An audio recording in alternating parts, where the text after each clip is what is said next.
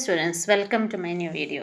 ഇന്ന് നമ്മൾ പഠിക്കുന്നത് ക്ലാസ് 6 സയൻസിൻ്റെ measurement of length and motion എന്ന് പറയുന്ന ലെസൻ്റെ സെക്കൻഡ് പാർട്ടാണ് കേട്ടോ. അപ്പം മെഷറിങ് ലെങ്ത്തിനെ കുറിച്ച് നമ്മൾ പഠിച്ചു, എങ്ങനെയാണ് നീളം അളക്കുന്നത്, അതിൻ്റെ യൂണിറ്റ്സ്, അതിനെക്കുറിച്ചൊക്കെ നമ്മൾ പഠിച്ചു. ഇനിയിപ്പോൾ ഇന്ന് നമ്മൾ പഠിക്കുന്നത് measuring the length of A curved line. Curved line എന്ന് പറഞ്ഞു കഴിഞ്ഞാൽ ഇങ്ങനെ വളഞ്ഞിരിക്കുന്ന ലൈൻസ് ഉണ്ടല്ലോ. ഇവിടെ നമുക്കൊരു മീറ്റർ സ്കെയിലോ അല്ലെങ്കിൽ ഒരു സെൻറ്റിമീറ്റർ സ്കെയിലോ ഒന്നും നമുക്ക് വെച്ച് അളക്കാൻ പറ്റത്തില്ല. കാര്യം സ്ട്രെയിറ്റ് ആണല്ലോ ഈ മീറ്റർ സ്കെയിലും സെൻറ്റിമീറ്റർ സ്കെയിലും ഒക്കെ. അപ്പോൾ അങ്ങനെ ഉണ്ടെങ്കിൽ ഇതുപോലെ വളഞ്ഞ വരകളെ നമുക്ക് എങ്ങനെ മെഷർ ചെയ്യാം? നമുക്കൊരു ഫ്ലെക്സിബിൾ ടേപ്പ് യൂസ് ചെയ്യാം. ഫ്ലെക്സിബിൾ ടേപ്പ് എന്ന് പറയുന്നത് ഈ ടൈലേഴ്സിൻ്റെ ഒക്കെ അടുത്ത് ചെല്ലുമ്പോൾ ഉള്ള ടേപ്പില്ലേ, അതാണ് ഫ്ലെക്സിബിൾ ടേപ്പ്. അതുകൊണ്ട് നമുക്ക് മെഷർ ചെയ്യാൻ പറ്റും. ഇവിടെ നമുക്കൊരു വരാന്തയുടെ ആർച്ച് കാണിച്ചിട്ടുണ്ട് കേട്ടോ. കണ്ടോ, കുറച്ച് ആർച്ചസ്. ഈ ആർച്ചസിൻ്റെ ഒക്കെ ലെങ്ത് നമുക്ക് അറിയണമെങ്കിൽ ഇതുപോലെ ഫ്ലെക്സിബിൾ ടേപ്പ് യൂസ് ചെയ്യണം. ഇനി നമ്മുടെ ഫ്ലെക്സിബിൾ ടേപ്പ് ഇല്ല എന്ന് വിചാരിക്കുക, നമുക്ക് എന്ത് ചെയ്യാൻ പറ്റും? കുറച്ച് നീളമുള്ള ഒരു നൂലെടുത്തിട്ട് ഇതിൻ്റെ അതേ രീതിയിൽ ആ നൂല് നമുക്കിങ്ങനെ ആക്കിയിട്ട് ഇപ്പോൾ ഇവിടെ ഒരു നോട്ടിടുക, ഒരു കെട്ടിടുക, പിന്നെ ഇതിൻ്റെ എൻഡ് അല്ലേ. അപ്പോൾ എന്നിട്ട് ഇത് നിങ്ങൾ നൂർക്കുക, നേരെയാക്കുക ഈ നൂല്. എന്നിട്ട് നിങ്ങളൊരു മീറ്റർ സ്കെയിൽ വെച്ച് അളക്കുക. അപ്പം നമുക്കറിയാൻ പറ്റും ഇതിൻ്റെ ലെങ്ത്. അപ്പോൾ ഈ കർവ്ഡ് ലൈനും അങ്ങനെ തന്നെയാണ് നമ്മൾ ചെയ്യേണ്ടത്. ഇനിയും പൊസിഷൻസിനെ കുറിച്ചാണ് പറയുന്നത്. One day the teacher informs the students that she has planned an educational visit to nearby garden. She ask the students to reach there directly in the morning. Teacher പറയുന്നത് ഒരു ഗാർഡൻ, സ്കൂളിനടുത്തുള്ള ഒരു ഗാർഡന് visit ചെയ്യാൻ വേണ്ടി. അപ്പോൾ teacher പറഞ്ഞത് മോർണിംഗിൽ തന്നെ അവിടെ എത്തിച്ചേരാനാണ്. Deepa and her friends start discussing whether the garden would be closer than their school or farther. Tasneem and Padma say that the garden would be closer, but Deepa and Anish feel that the school would be closer. Hardeep think that both would almost equal. എന്തുകൊണ്ടാണ് ഇങ്ങനെ ചിന്തിക്കുന്നത് എന്ന് നോക്കാം. നമ്മൾ ഓരോരുത്തരും ഓരോ രീതിയിലാണ് ചിന്തിക്കുന്നത്. നോക്കി, ബസ് സ്റ്റാൻഡ് എന്ന് പറയുന്നത് ഇതാണ്, ഇത് സ്കൂള്, ദീപയുടെ വീടിത്, അനീഷിൻ്റെ വീടിത്, ഹർദീപിൻ്റെ വീടിത്, താസ്നയുടെ വീട്, പത്മയുടെ വീട്. ഇവിടെയാണ് ഗാർഡൻ. സോ നമുക്കറിയാം, ഇപ്പം ഗാർഡനെ സംബന്ധിച്ച് നോക്കുമ്പോൾ പത്മയുടെയും താസ്നയുടെയും ഒക്കെ വീടെന്ന് പറയുന്നത് ഗാർഡനോട് വളരെ അടുത്താണ്. പക്ഷെ നമുക്ക് ദീപയുടെ വീടും അനീഷിൻ്റെ വീടും എന്ന് പറയുന്നത് സ്കൂളിനോടാണ് ഏറ്റവും അടുത്തത്. മനസ്സിലായി? Location of bus stand, school and garden, houses of Deepa and her friends, അതാണ് ഇവിടെ കൊടുത്തിരിക്കുന്നത്. അപ്പം നമ്മൾ ഏത് പൊസിഷനിൽ നിന്ന് നോക്കുന്നു അതിനനുസരിച്ചാണ് ഡിസ്റ്റൻസിൻ്റെ വ്യത്യാസം.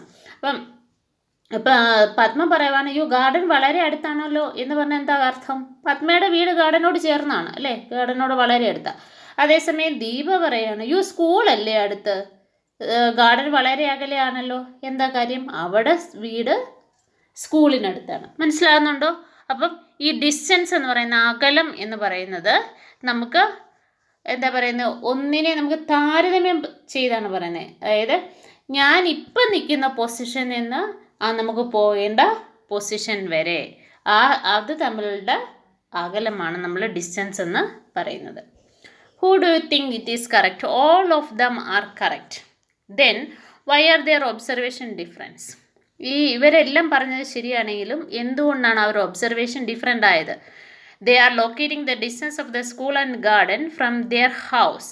If instead each of them had thought of distance from the same object or a point, say the bus stand, then the observations would have been the same. അതായത് ഇപ്പോൾ ഇവർ ഓരോരുത്തരും അവരുടെ വീടിൻ്റെ അവിടെ നിന്ന് ഗാർഡനിലേക്കുള്ള ദൂരവും സ്കൂളിലേക്കുള്ള ദൂരവുമാണ് പറയുന്നത്. എന്നാൽ ഇവരെല്ലാവരും ബസ് സ്റ്റാൻഡിൽ വന്നിരിക്കുന്നു എന്ന് വിചാരിക്കുക. എല്ലാവരും ബസ് സ്റ്റാൻഡിൽ വന്നു. ബസ് സ്റ്റാൻഡിൽ വന്നിട്ട് ഇവർ ഈ ഗാർഡനിലേക്കുള്ള ദൂരമോ അല്ലെ ബസ് സ്റ്റാൻഡിൽ വന്നിട്ട് സ്കൂളിലേക്കുള്ള ദൂരമോ ഇവരെല്ലാവരും പറഞ്ഞാൽ സെയിം ആയിരിക്കും. പക്ഷേ ഇവർ എങ്ങനെയാണ് പറഞ്ഞാൽ അവരോട് വീട്ടിൽ നിന്നുള്ള ദൂരമാണ് പറയുന്നത്. When the distance is stated with the respect to a fixed object or point, then this point is called reference point. എന്താണ് റെഫറൻസ് പോയിൻ്റ് എന്നാണ് പറയുന്നത്. റെഫറൻസ് പോയിൻ്റ് എന്ന് പറഞ്ഞാൽ നമ്മൾ ഏതൊരു പോയിൻ്റ് അല്ലെ ഒരു ഫിക്സഡ് പോയിന്റിൽ നിന്ന് മറ്റൊരു സ്ഥലം വരെ പോകുന്നോ ആ ഫിക്സഡ് പോയിന്റിന് അല്ലെ ആ ഫിക്സ്ഡ് ഒബ്ജക്റ്റിനോ പറയുന്ന പേരാണ് റെഫറൻസ് പോയിന്റ് എന്ന് പറയുന്നത്. അതായത് ഇപ്പോൾ ഞാൻ പറഞ്ഞത് ബസ് സ്റ്റാൻഡ് എന്ന് പറയുന്നതാണ് ഇവിടെ റെഫറൻസ് പോയിന്റ്. അപ്പം നമുക്ക് ഗാർഡനിലേക്കുള്ള ദൂരമാണ് അറിയേണ്ടത്. അവിടെ ഫിക്സഡ് പോയിന്റ് എന്ന് പറഞ്ഞാൽ ബസ് സ്റ്റാൻഡ് ആണെങ്കിൽ ആ ഡിസ്റ്റൻസ് സെയിം ആയിരിക്കും. ഓരോരുത്തർ പറഞ്ഞാലും സെയിം ആയിരിക്കും.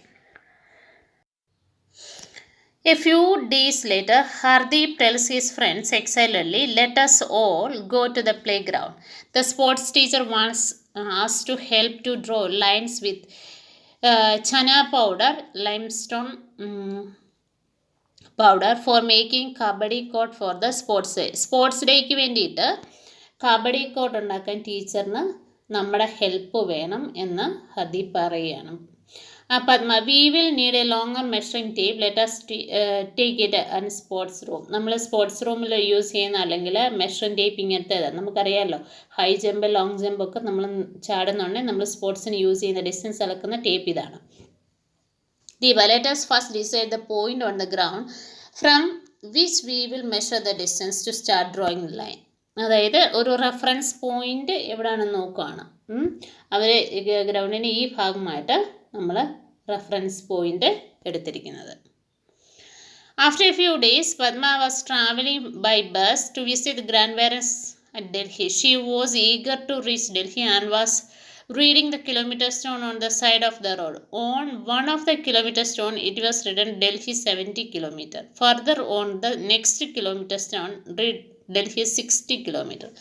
Each kilometer stone indicated to her that she was getting closer to her grandparents' house. അതായത് പദ്മ അവിടെ ഗ്രാൻഡ് പാരൻറ്റിൻ്റെ വീട്ടിലേക്ക് പോയപ്പോൾ അവൾ ആദ്യം നോക്കിയപ്പോൾ 70 കിലോമീറ്ററാണ് ഡൽഹിയിലേക്കുള്ള ദൂരം. പിന്നെ കുറച്ച് ദൂരം ചെന്ന് കഴിഞ്ഞപ്പോൾ ആ മൈൽ സ്റ്റോണിൽ എഴുതിക്കുന്നത് 16. ദാറ്റ് മീൻസ് അവൾ ആ വീടിനോട് വളരെ അടുക്കുന്നു എന്നാണ് അർത്ഥം. These kilometer stone is indicated distance from Delhi. So Delhi is the reference point to situation. So അവിടെ നമുക്ക് എന്താണ് റെഫറൻസ് പോയിന്റ്? ഡൽഹിയെ. കാര്യം ഡൽഹിയിലേക്കല്ലേ പോകുന്നത്. അതായത് ഒരു കിലോമീറ്റർ സ്റ്റോൺ എന്താണ് ഇൻഡിക്കേറ്റ് ചെയ്യുന്നതെന്ന് പറയുന്നത്, അതായത് ആ കിലോമീറ്റർ സ്റ്റോണിൽ നിന്ന് ആ സ്റ്റോണിൽ നിന്ന് ഈ പറഞ്ഞിരിക്കുന്ന സ്ഥലം വരെയുള്ള ദൂരമാണ്. How could Padma conclude that she was getting closer? എന്താ കാര്യം? ഒക്കെ അടുത്ത് വരുന്നു എന്നറിയാം. കിലോമീറ്റർ കുറഞ്ഞു വരുന്നു. If the kilometer stone reads Delhi 70 kilometers shown in figure 5.13, we can say that the position of Padma is 70 km from Delhi. When the kilometer stone reads Delhi 60 km, അതായത് നമ്മൾ ആ സ്റ്റോണെ കണ്ട 70 കിലോമീറ്റർ എന്ന് പദ്മ കണ്ടപ്പോൾ പദ്മ ഡൽഹിയിൽ നിന്ന് 70 കിലോമീറ്റർ അകലെയാണെന്ന് അർത്ഥം. 60 kilometre കണ്ടപ്പോഴോ ഡൽഹിയിലേക്ക് ഇനി പദ്മയ്ക്ക് ചെല്ലണമെങ്കിൽ 60 കിലോമീറ്ററോടെ സഞ്ചരിക്കണം എന്നാണ്. Does this means the position of Padma with respect to reference point is changing with time? അല്ലേ, സമയത്തിനനുസരിച്ച് ഈ റെഫറൻസ് പോയിന്റിൻ്റെ അകലം കുറഞ്ഞു വരികയാണ് അല്ലേ, അവൾ ആ സ്ഥലത്തേക്ക് അടുത്ത് വരുന്നു. When does the position of an object change with respect to reference point? Does it change when the object is moving?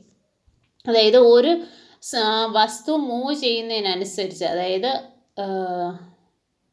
Distance വ്യത്യാസം വരും, പക്ഷേ റെഫറൻസ് പോയിൻ്റ് വ്യത്യാസം വരത്തില്ല. നമ്മളത് എപ്പോഴും വിചാരിക്കണം, ഡൽഹിയിലേക്കാണ് പോകുന്നത്. ആ ഡൽഹി എന്ന് പറയുന്നത് റെഫറൻസ് പോയിൻ്റാണ്, അതിന് വ്യത്യാസം വരുന്നില്ല. പക്ഷേ നമ്മൾ നിൽക്കുന്ന പൊസിഷൻ മാറിക്കൊണ്ടിരിക്കുമ്പോൾ ആ നമ്മൾ നിൽക്കുന്ന സ്ഥലവും ഡൽഹിയും തമ്മിലുള്ള ഡിസ്റ്റൻസ് വ്യത്യാസപ്പെട്ടു വരുന്നു. നമ്മൾ ഡൽഹിയിലേക്ക് സഞ്ചരിച്ചുകൊണ്ടിരിക്കുകയാണ്, ഡൽഹിയിലേക്കുള്ള ദൂരം കുറഞ്ഞുകൊണ്ടിരിക്കും. തിരിച്ചാണ്, നമ്മൾ ഡൽഹി റെഫറൻസ് പോയിൻ്റ് ആണ്, നമ്മൾ ഡൽഹിയിൽ നിന്ന് അകന്നാ പോകുന്നതെങ്കിൽ നമ്മൾ ആ ഡിസ്റ്റൻസ് നമ്മൾ ആ പറഞ്ഞിരിക്കുന്ന സ്ഥലത്തു നിന്ന് അകന്നകന്നു പോകുന്നു എന്നാണ് അർത്ഥം.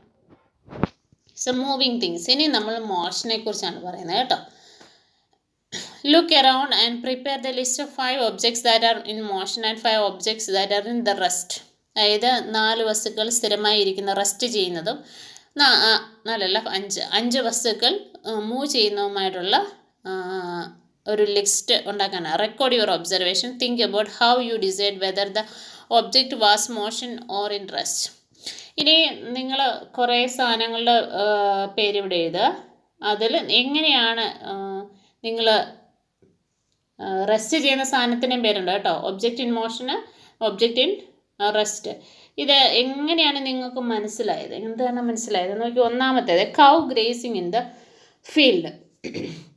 അതായത് പോച്ച തിന്നുന്ന ഒരു പശു, പുല്ല് തിന്നുന്ന പശു.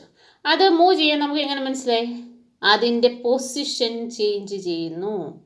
അതാണ് നമ്മൾ എപ്പോഴും അറിയേണ്ടത്. പൊസിഷൻ ഈസ് ചേഞ്ചിങ് അല്ലേ?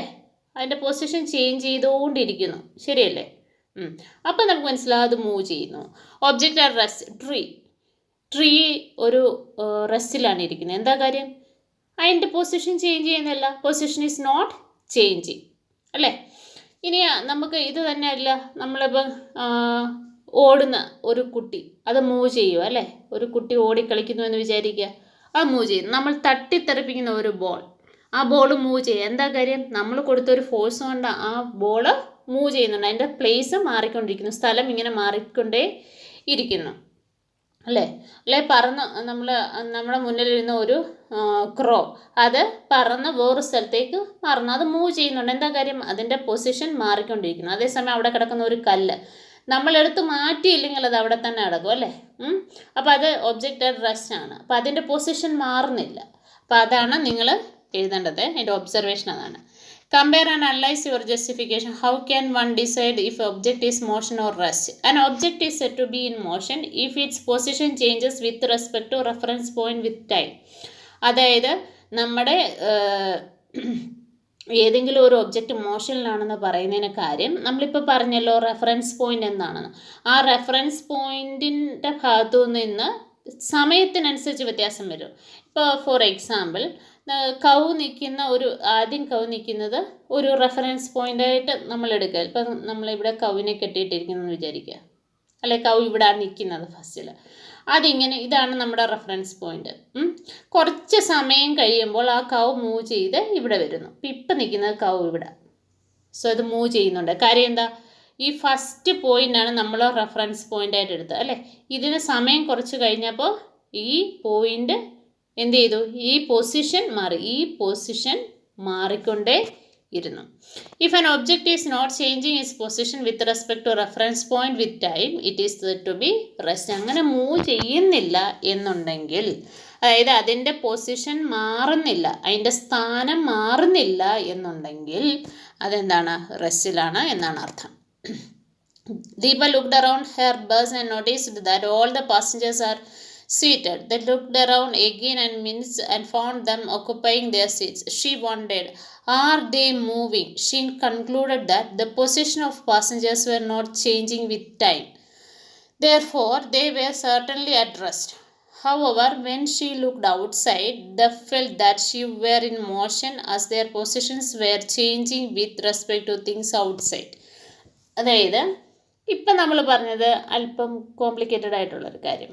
അതായത് നമ്മൾ നോക്കുമ്പോൾ നമ്മൾ ബസ്സിനകത്ത് സഞ്ചരിക്കുന്നു എന്ന് വിചാരിക്കുക. അപ്പോൾ ബസ്സിനകത്ത് നിൽക്കുന്ന ആൾക്കാർ, ഈ ആൾക്കാരെ സംബന്ധിച്ച് അവരെല്ലാം റെസ്റ്റിലാണ് അല്ലേ? പക്ഷെ ബസ് മൂവ് ചെയ്യുന്നുണ്ട്. ബസ്സിനകത്തെ റെഫറൻസ് പോയിന്റുകളെ അപേക്ഷിച്ച്, അല്ലെ ബസ്സിനകത്ത് ഏതെങ്കിലും ഒരു റെഫറൻസ് പോയിന്റ് പറഞ്ഞു കഴിഞ്ഞാൽ അതിലിരിക്കുന്ന എല്ലാ ആൾക്കാരും റെസ്റ്റിലാണ്. പക്ഷേ നമ്മൾ വെളിയിൽ നോക്കുമ്പോൾ സ്ഥലം മാറുന്നുണ്ടല്ലേ? നമ്മൾ മൂവ് ചെയ്യുന്നുണ്ടല്ലേ? ബസ് മൂവ് ചെയ്യുന്നുണ്ട്. അപ്പം റെഫറൻസ് പോയിന്റ് ഔട്ട്സൈഡായിട്ടുള്ള ഒരു സാധനമാണെങ്കിൽ, ഔട്ട്സൈഡായിട്ടുള്ള ഒരു പോസ്റ്റോ ഔട്ട്സൈഡായിട്ടുള്ള ഒരു പോണ്ടോ ഒക്കെ ആണെങ്കിൽ തീർച്ചയായിട്ടും അതിലിരിക്കുന്ന പാസഞ്ചേഴ്സും ബസ്സും സമയത്തിനനുസരിച്ച് അതിൻ്റെ പൊസിഷൻ മാറുന്നുണ്ട് അല്ലേ? അത് മൂവ് ചെയ്തുകൊണ്ടിരിക്കുന്നുണ്ട്. അപ്പോൾ അത് മോഷനിലാണെന്ന് പറയാം. The reference point is important in deciding whether an object is at or rest in motion. Deepa considered herself or the bus as the reference point. The passengers were at rest. However, if she considered any object outside the bus, say the building, as the reference point, then the passengers were in motion. അതായത് നമ്മൾ ഏത് reference point ആണോ ഉദ്ദേശിക്കുന്നത് അതിനനുസരിച്ചാണ് നമ്മൾ മോഷനിലാണോ റെസ്റ്റിലാണോ എന്ന് ചിന്തിക്കുന്നത്. അപ്പം അത് എപ്പോഴും നമ്മൾ ചിന്തിക്കുക. റെഫറൻസ് പോയിന്റിനെ ബേസ് ചെയ്താണ് ട്രാവലിങ്ങിന് അല്ലെങ്കിൽ മോഷൻ ആണോ റെസ്റ്റിലാണോ നമ്മൾ ചിന്തിക്കുന്നത്. Suppose you are traveling on a ship which is moving in the constant speed along the straight line in a calm sea. Suppose there is no window on the ship. Is there any way that you can determine whether the ship is moving or in stationary? അതായത് ഒരു ship move ചെയ്തുകൊണ്ടിരിക്കുന്നു, നമുക്ക് വെളിയിലേക്ക് നോക്കാൻ ഒരു നിവൃത്തിയുമില്ല. അങ്ങനെ ഉണ്ടെങ്കിൽ നമുക്ക് എങ്ങനെ അറിയാൻ പറ്റും എന്നാണ് നമ്മൾ മോഷനിലാണോ റെസ്റ്റിലാണോ എന്ന് അറിയാൻ പറ്റും. തീർച്ചയായിട്ടും നമ്മൾ മോഷനിലാണ്. എന്താ കാര്യം? കമ്പയറിങ് ടു ദ സീ അല്ലെ ഓഷ്യൻ, വളരെ കാമായിട്ടുള്ള സ്ഥലം അല്ലെ വെള്ളമാണെന്ന് പറഞ്ഞാലും വെള്ളമാണ് റെഫറൻസ് പോയിൻ്റെങ്കിൽ എന്നാണ് നമ്മൾ മൂവ് ചെയ്യുന്നുണ്ട്. അതേസമയം ഷിപ്പിനകത്തിരിക്കുന്ന ആൾക്കാർ മാത്രമാണ് റെഫറൻസ് പോയിൻ്റെങ്കിൽ നമ്മൾ റെസ്റ്റിലുമാണ്. ഇനി ടൈപ്സ് ഓഫ് മോഷൻ, പലതരത്തിലുള്ള മോഷനുണ്ട്. Take an eraser and drop it in a certain height. Observe its motion. Does it move along the straight line? When the orange drops from the tree, does it move straight line? അതായത് straight ലൈനിലുള്ള മോഷനെ കുറിച്ചാണ് പറയുന്നത്. അതായത് republic day parade ഇവിടെ ഇതൊരു മോഷനാണ്. അതായത് straight line motion. Straight line എന്ന് പറഞ്ഞാൽ നേരെയുള്ള, അത് ഈസ്റ്റ് വെസ്റ്റ് ആവും, അപ്പ് ആൻഡ് ഡൗൺ ആവും, നേരെയുള്ള മോഷനാണ് നമ്മൾ എന്ത് പറയുന്നത് ഇവിടെ സ്ട്രെയിറ്റ് ലൈൻ മോഷൻ എന്ന് ഇവിടെ ഉദ്ദേശിക്കുന്നത്. അപ്പോൾ ഇതിന് പറയുന്ന ഒരു പേരുണ്ട്. അതായത് സ്ട്രെയിറ്റ് ലൈനിലുള്ള മോഷൻ, അതിനെ ലീനിയർ മോഷൻ എന്നാണ് പറയുന്നത്. When an objects moves along a straight line its motion is called linear motion. Identify such linear motion in your surroundings. കണ്ടോ, ഇത് താഴോട്ട് ഇടുമ്പോൾ സ്ട്രെയിറ്റ് ലൈനിലാണ് പോകുന്നത്. ഇത് തള്ളുമ്പോൾ ഇത് സ്ട്രെയിറ്റ് ലൈനാണ് മൂവ് ചെയ്യുന്നത്. പരേഡ് സ്ട്രെയിറ്റ് ലൈനാണ്, ഓറഞ്ച് താഴെ വീഴുന്നത് സ്ട്രെയിറ്റ് ലൈനാണ്. സോ ഇതെല്ലാം എന്താണ്? ലീനിയർ മോഷന് ഉദാഹരണങ്ങളാണ്. How but do things always move along A straight line? എപ്പോഴും എന്താ പറയുന്നത് സ്ട്രെയിറ്റ് ലൈൻ ആണോ? നമ്മൾ മെറിഗോ റൗണ്ടൊക്കെ കളിക്കാറില്ലേ പാർക്കിൽ ചെന്ന്, അതെങ്ങനെയാണ്? സ്ട്രെയിറ്റ് ലൈൻ ആണോ? അല്ല. Tie an eraser at the end of the thread, hold the other end of the thread with hand and observe the motion. അതായത് ഒരു ഒബ്ജക്റ്റ് നമ്മൾ എടുക്കുന്നു, എന്തെങ്കിലും സാധനമായിട്ട് ഇതിൽ ഒരു നൂല് കെട്ടിയിട്ട്, എന്നിട്ട് ആ നൂലെ പിടിച്ച് നമ്മൾ കറക്കുന്നു എന്ന് വിചാരിക്കുക. സോ ഇതിന് നമ്മൾ പറയുന്നത് circular motion. When an objects moves along a circular path its motion is called circular motion. ഇതാ ഇവിടെ എക്സാമ്പിൾ കൊടുത്തിട്ടുണ്ട്. ഇത് നമ്മൾ മെറിഗോ റൗണ്ടിൻ്റെ വേറൊരു ടൈപ്പിൽ നമുക്ക് പാർക്കിലൊക്കെ ചെന്നാൽ കാണാൻ പറ്റുന്നത്. ഇനി വേറൊരു ഒബ്ജക്റ്റ് തന്നെ ഇതുപോലെ തൂക്കിയിടുന്നു എന്ന് വിചാരിക്കുക. ഒരു നൂലിൽ തൂക്കിയിട്ടാൽ ഇതിനെ നമ്മൾ ടു ആൻഡ് ഫ്രോ ആയിട്ട്, അതായത് അങ്ങോട്ടും ഇങ്ങോട്ടും ഇങ്ങനെ ടു ആൻഡ് ഫ്രോ ആയിട്ട് മൂവ് ചെയ്യിപ്പിക്കുന്നു എന്ന് വിചാരിക്കുക. അങ്ങനെ ചെയ്യുന്ന when an object moves to and fro about some fixed position, നമ്മളപ്പോൾ ഇവിടെ ഈ പൊസിഷൻ മാറില്ല കേട്ടോ. ഈ ഫിക്സ്ഡ് പൊസിഷനിലൂടെ ഒബ്ജക്റ്റ് ടു ആൻഡ് ഫ്രോ ആയിട്ട് മൂവ് ചെയ്യുന്നതിന് പറയുന്ന പേരാണ് ഓസിലേറ്ററി മോഷൻ. നമ്മൾ സ്വിങ് ഒക്കെ ഓസിലേറ്ററി മോഷനിൽ പെടുന്നതാണ്. Take a thin metal strips of about 50 cm, hold one end pressed to the table. You may use a few books in the bricks to hold it. Press the free end of the stripe straightly and let it go. Observe the motion of this end to the stripe. Does it move up and down? This is an example of oscillatory motion. ഇനി ഈ മുകളിലോട്ട്, അതായത് move up and down, നമ്മൾ seesaw ഒക്കെ എടുക്കത്തില്ലേ? Seesaw ഒരു fixed place ഉണ്ടായിരിക്കും ഇതിന്, സീസോയ്ക്ക് അല്ലേ? പാർക്കിലൊക്കെ ചെല്ലുമ്പോൾ ഈ ഫിക്സ്ഡ് വെച്ചിരിക്കും. ഇത് മുകളിലോട്ട് വരുമ്പോൾ ഇത് താഴോട്ട്, അങ്ങനെ അല്ലേ? അപ്പ് ആൻഡ് ഡൗൺ ആയിട്ട് ഇത് മുകളിലോട്ട് വരുമ്പോൾ ഇത് താഴോട്ട്, ഇങ്ങനെ അപ്പ് ആൻഡ് ഡൗൺ ആയിട്ടുള്ള മൂവ്മെൻ്റ് ഉണ്ട്. അതും ഒരു ഫിക്സ്ഡ് പോയിൻ്റ് ഉണ്ട്. ഓസിലേറ്ററി മോഷൻ ഒരു ഫിക്സ്ഡ് പോയിന്റിൽ അപ്പ് ആൻഡ് ഡൗൺ ആയിട്ട് ടു ആൻഡ് ഫ്രോ ആയിട്ടുള്ള മൂവ്മെൻ്റാണ് ഓസിലേറ്ററി മോഷൻ എന്ന് പറയുന്നത്. ഇത് ഇവർ കാണിച്ചിരിക്കുന്ന ഇതും ഓസിലേറ്ററി മോഷന് എക്സാമ്പിളാണ്. If an object repeat its path after a fixed interval of time its motion is said to be periodic. When an object is in circular motion it moves in a circular path again and again. An object in an oscillatory motion also repeat its motion while moving to and fro. Both circular and oscillatory motions are periodic in nature. ഇനി periodic motions എന്താണെന്നാണ് പറയുന്നത്. ഒരു fixed ടൈമിൽ ഒരേപോലെ ഒരു fixed interval of ടൈമിൽ എന്താ പറയുന്നത്, ഒരേ പാത്തിലൂടെ പോവുക. ഇപ്പം നമ്മൾ ഊഞ്ഞാലിൻ്റെ പറഞ്ഞല്ലോ, ഊഞ്ഞാൽ ഇവിടെ ഫിക്സ്ഡ് പോയിൻ്റാണ്. നമ്മൾ ഊഞ്ഞാലയിലിരിക്കുന്നു, ഇങ്ങോട്ടും ഇങ്ങനെ മൂവ് ചെയ്തിട്ട് അപ്പോൾ ഒരു ഇവിടുന്ന് ഇപ്പം ഈ എൻഡിൽ നിന്ന് ഈ എൻഡിലേക്ക് വെക്കാൻ ഒരു 2 സെക്കൻഡ് എടുത്തു എന്ന് വിചാരിക്കുക. തിരിച്ചു വരാനും അതേ സമയമാണ് എടുക്കുന്നത് അല്ലേ. അതുപോലെ ഒരു സർക്കുലർ മോഷൻ, ഈ സർക്കുലർ ഇവിടെ നമ്മൾ ടൈ ചെയ്യുന്ന ഒരു സാധനം, ഇത് നമ്മൾ വട്ടത്തിൽ കറക്കുന്നു അല്ലേ. ഇങ്ങനെ വട്ടത്തിൽ കറക്കുമ്പോൾ ഈ സെയിം പാത്തിലൂടെ ഇതൊരു പ്രത്യേക ഒരു ഫിക്സഡ് ടൈമിൽ ഒരേ സമയത്ത് ഇങ്ങനെ മൂവ് ചെയ്യുന്നതിനാണ് നമ്മൾ പീരിയോഡിക് മോഷൻ എന്ന് പറയുന്നത്. അപ്പോൾ ഒരു സർക്കുലർ മോഷനും ഒരു ഓസിലേറ്ററി മോഷനും എന്താണ്? പീരിയോഡിക് മോഷൻസ് ആണ്. അപ്പോൾ പീരിയോഡിക് മോഷൻസിന് എക്സാമ്പിൾ ഏതൊക്കെയാണ്? സർക്കുലേറ്ററി അല്ലെ സർക്കുലർ മോഷനും ഓസിലേറ്ററി മോഷനും എന്താണ്? പീരിയോഡിക് മോഷൻസിന് എക്സാമ്പിളാണ്. അത് മറക്കണ്ട. Look at the picture of children's park.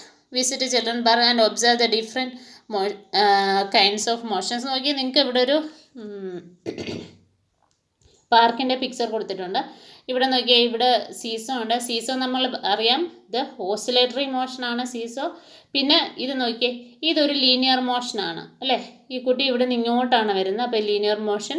ഇത് സ്കിപ്പ് ചെയ്യുന്നതാണ്. ഇത് സർക്കുലേറ്ററി മോഷൻ. ഇവിടെ എഗെയിൻ സ്വിങ് ഉണ്ട്, സ്വിങ് ഓസിലേറ്ററി മോഷനാണ്.